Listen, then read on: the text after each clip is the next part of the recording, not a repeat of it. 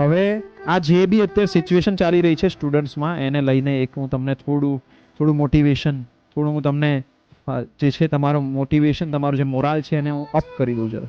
હો ગઈ હે પીર पर्वत सी पिघलनी चाहिए, इस हिमालय से कोई गंगा निकलनी चाहिए, यहाँ आज दीवार पर्दों की तरह हिलने लगी, शर्त थी लेकिन कि ये बुनियाद हिलनी चाहिए, हर सड़क पर हर गली में हर नगर हर गांव में हाथ लहराते हुए हर लाश चलनी चाहिए, सिर्फ हंगामा खड़ा करना मेरा मकसद नहीं, सिर्फ हंगामा खड़ा करना मेरा मकसद नहीं, मेरी कोशिश है कि ये सूरत बदलनी चाहिए, मेरे सीने में नहीं तो तेरे सीने में सही, हो कहीं भी अगर आग तो ये आग जलनी चाहिए.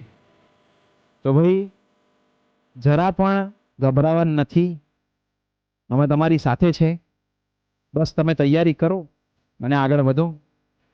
ઠીક છે, જરા પણ ગભરાવાની જરૂર નથી.